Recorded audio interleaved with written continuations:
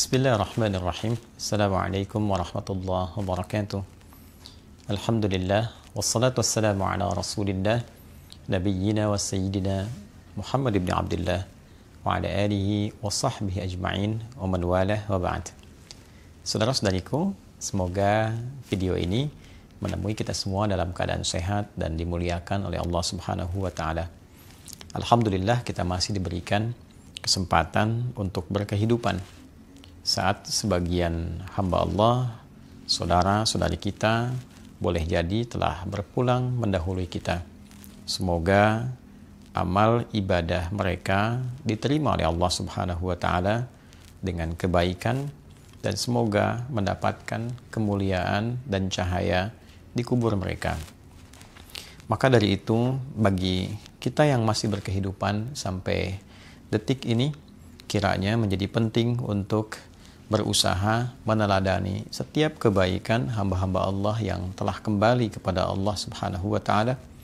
Sekaligus kita juga mencoba untuk mengoreksi diri dari berbagai kekurangan yang mungkin pernah dikerjakan selama berkehidupan.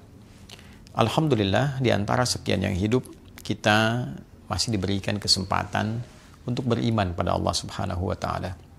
Iman adalah sesuatu yang sangat istimewa, sangat mahal. Ia tidak bisa dinilai dengan apapun, terlebih dengan materi dunia. Tidak ada sekolah untuk bisa meraih iman. Tidak ada ijazah yang menerangkan tentang iman. Tidak ada harga materi dunia yang dengan itu bisa digunakan untuk membeli iman. Iman adalah anugerah yang diberikan oleh Allah Subhanahu wa taala melalui kesadaran kita untuk menerimanya, melalui ikhtiar kita untuk mendapatkannya, melalui ikhtiar kita untuk bisa menguatkannya. Allah telah menanamkan cahaya itu dalam setiap kolbu kita semenjak ruh itu ditiupkan. Kemudian terlahir dalam perjuangan ibunda kita melahirkan. Sehingga Nabi tegas mengatakan, kullu mauludin yuladu alal fitrah. Setiap yang terlahir, dia dilahirkan dengan membawa fitrah. Di antara makna fitrah itu adalah kecenderungan untuk mencari Tuhan, kecenderungan untuk beragama, kecenderungan berislam. Di antara rukun Islam adalah persaksian kepada Allah Subhanahu wa taala. Asyhadu an la ilaha illallah wa asyhadu anna Muhammadan Rasulullah. Bahwa setiap kaitan fitrah dengan agama, dengan berislam ditemukan kiranya di Al-Quran surah ke-30 Ar-Rum di ayat ke-30. Fa'aqim wajhaka lid-dini hanifa fitratallahi allati fataran nasa 'alaiha. Maka berupayalah untuk selalu menghadapkan dirimu, mengembalikan dirimu kepada fitrah yang telah Allah tetapkan pada diri kita. Apa di antara fitrah itu adalah kecenderungan untuk beragama, kecenderungan untuk berdin, kecenderungan untuk mengambil nilai-nilai agama dan meresapkannya pada jiwa kita secara benar, secara lurus, hanifah. Din yang dimaksud dalam Al-Quran ditafsir di surah Ali Imran di ayat 19 itu, inna dina indallahil Islam.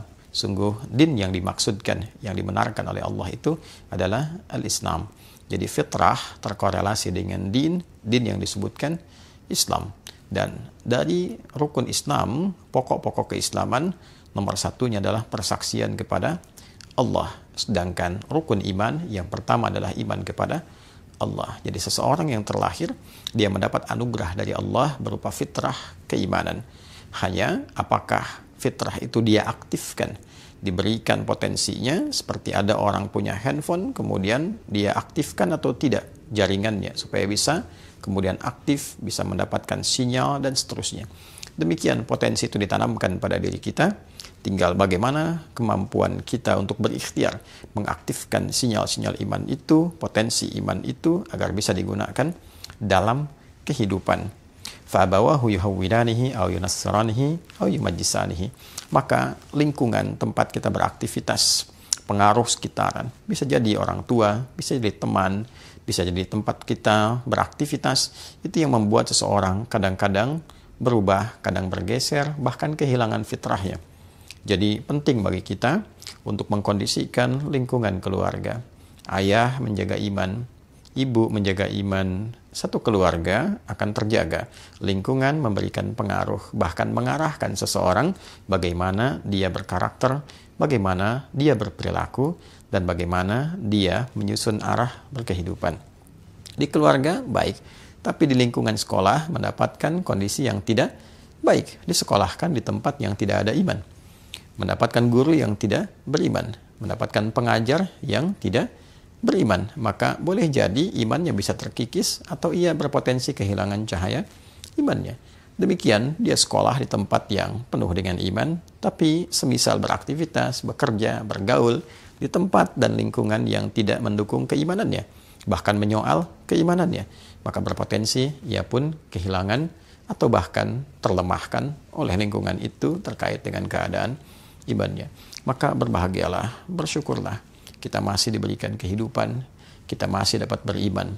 Dan pertanyaan terbesarnya adalah bagaimana kita dapat menyadari, mengetahui, memastikan bahwa dalam diri kita masih ada iman. Apakah dicukupkan dengan mengatakan saya beriman? Cukup dengan tuturan lisan? Ternyata konfirmasi keimanan itu tidak hanya dicukupkan pada lisan saja, tapi mesti dikonfirmasikan dengan keadaan hati yang dapat merespon akan sinyal-sinyal yang dipancarkan oleh Allah untuk mengaktifkan keadaan iman itu. Dulu ada orang yang mengatakan kami telah beriman di era Nabi SAW. Lalu Allah Subhanahu wa Ta'ala menurunkan wahyu kepada Nabi Muhammad SAW untuk memberikan standar iman yang tidak melalui ucapan tapi konfirmasi dari kedalaman hati. Maka turunlah diantaranya Al-Quran. Surah ke-49 itu di ayat ke-14. Qalatil a'rabu amanna. Segelintir orang Arab, Badui pada masa itu, mengatakan kami telah beriman dengan lisan mereka. Qul lam tu'minu. Maka Allah menyampaikan kepada Nabi Muhammad SAW. Muhammad sampaikan pada mereka, lam tu'minu. Kalian belum beriman yang sejati, belum benar. Jadi iman tidak cukup dikatakan dengan lisan. Boleh jadi sebagian orang akan berkata, saya juga beriman. Boleh jadi ada orang yang memang membutuhkan kalimat iman itu untuk kebutuhan duniawi. Sehingga dengan lisannya dia bisa berkamuflase mengatakan, saya pun beriman, saya juga muslim. Maka Allah membuat standar, Qul lam tu'minu. Katakan Muhammad SAW, kalian belum beriman yang sejati. Walakin qulu aslamna walamma yadkhulul imanu fi qulubikum. Tapi cukup katakan, saya baru mendeklarasikan sebagai muslim. Saya pun Islam. Tapi untuk memastikan keislaman Anda benar itu, cek dalam qalbumu. Kalau hanya di lisan, belum masuk ke dalam hatinya, maka belum masuk standar beriman yang sejati. Baru klaim dasar keislaman saja. Bagaimana mengkonfirmasi bahwa iman itu sudah masuk ke dalam hati? Maka turunlah kemudian Al-Quran, surah ke-8, Al-Anfal. Bila kita lihat dan kita temukan, Allah Subhanahu wa Ta'ala di pembuka ayat ini, ketika memasuki ayat yang kedua, membuat sebuah standar dengan menggunakan huruf pembatas, namanya adatul hasri. Innamal mu'minuna alladzina idza dzukirallahu wajilat qulubuhum wa idza tuliyat alaihim ayatuhu zadatuhum imana wa ala rabbihim yatawakkalun. Sungguh, ciri orang-orang yang memiliki keimanan itu hanyalah jika awal ayat diawali dengan kata innama, itu disebut adatul hasri, huruf pembatas akan satu hukum. Innamal mu'minuna, sungguh ciri orang yang beriman itu, orang-orang yang mengatakan telah beriman itu hanyalah sebagai berikut. Idza dzukirallahu wajilat qulubuhum, jika disebutkan nama Allah maka terkonfirmasi ada getaran dalam kolbunya. Jadi ciri yang pertama, jika disebutkan nama Allah ada konfirmasi keimanan, keyakinan pada hatinya yang paling dalam. Bagaimana mengetahui bahwa nama Allah disebutkan untuk mengkonfirmasi adanya iman dalam hati yang paling dalam? Maka disebutkanlah nama Allah 5 kali dalam sehari, setiap pergantian waktu, untuk mengkonfirmasi bahwa dalam setiap pergantian waktu satu hari itu, Subuh masuk ke siang, dari pagi ke siang ada iman, siang ke sore ada iman, sore ke maghrib menjelang pergantian malam ada iman, malam sebelum tidur pun ada iman. Jadi tidurnya membawa iman. Disebutkanlah nama Allah, diperdengarkan di telinga kita. Dalam bahasa Arab telinga itu disebut udhun, jamaknya adhan, maka sering diartikan dengan panggilan. Panggilan ini bukan hanya mengkonfirmasi tentang sholat, karena sholat pun secara bahasa terambil atau seakar dengan kata silah, sesuatu yang terhubung, terkoneksi. Sholat disebut sholat karena melatih kita terkoneksi. Dengan siapa? Allah. Baik, karena itu sering juga diartikan secara bahasa dengan doa. Kenapa doa disebut doa? Karena ketika dibacakan, mengkoneksikan pemohonnya, pendoanya kepada Rabbul Alamin, pada Allah Subhanahu wa Ta'ala.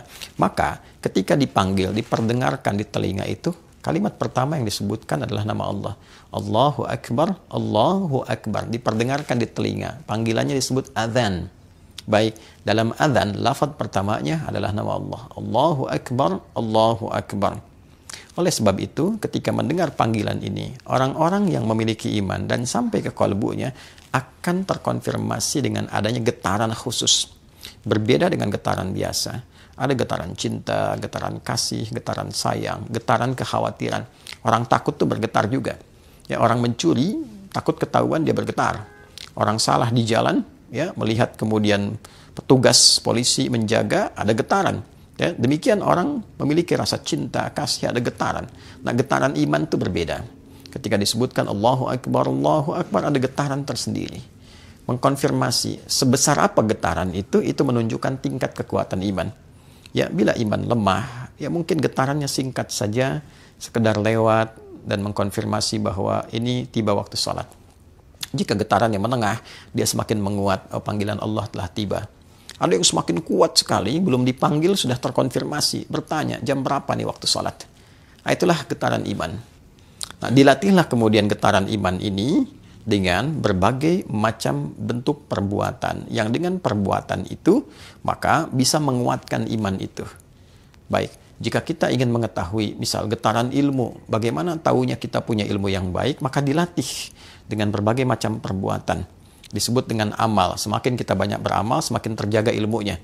Semakin diamalkan, semakin kuat ilmunya. Makanya amila, alima. Hurufnya sama semua, cuma posisinya berbeda. Ain, lam, mim, alima, ilmun. Ketika diamalkan, mimnya maju ke depan, ke tengah, amila. Maka ilmu yang diamalkan itu memperkuat dan mengkonfirmasi pengetahuan yang ada.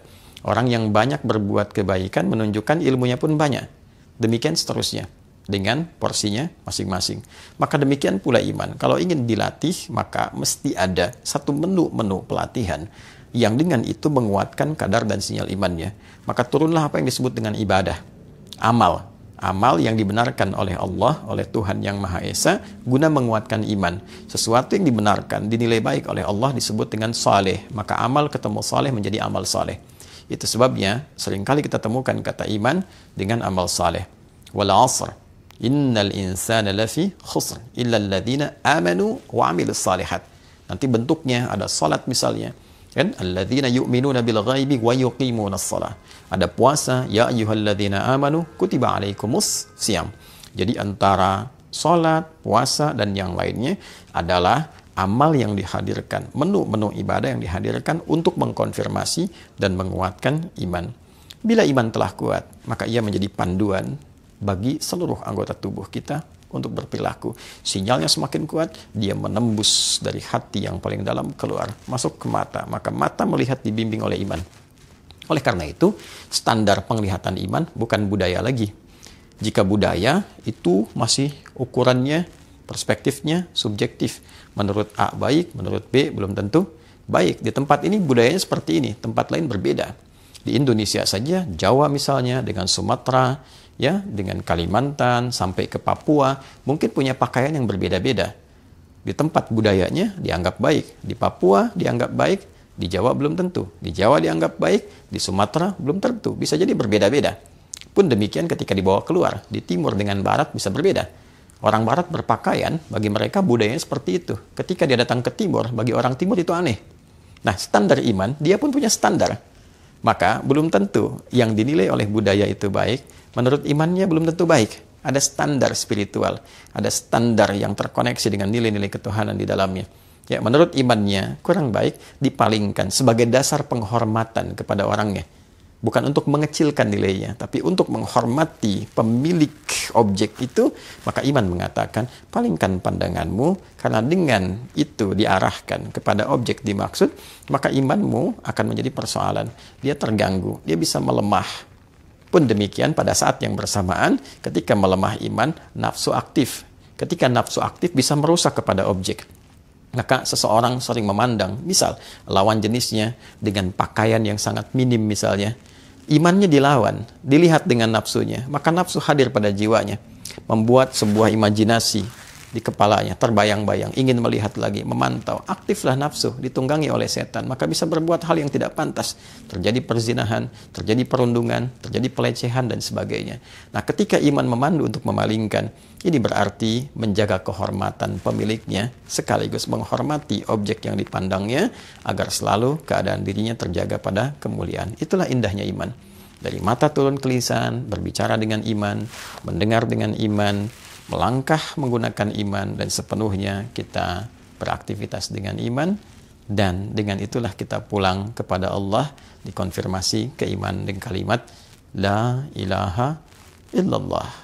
Rukun Islam yang pertama, konfirmasi iman kepada Allah sebagai iman yang pertama, dan seperti dibuka dengan iman, ditutup dengan iman, kembali kepada Allah dengan iman, diberikan surga pun dengan iman. Wa basyiril ladzina amanu iman wa amilus salihati amal saleh anna lahum jannatin tajri min tahtihal anhar. Dengan iman dan amal soleh itulah bekal utama agar kita dapat meraih surga yang kita dambakan dengan segala keindahan yang terdapat di dalamnya.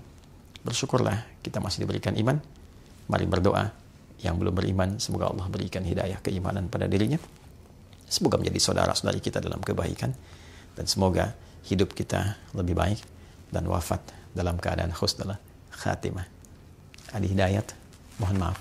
Assalamualaikum warahmatullahi wabarakatuh.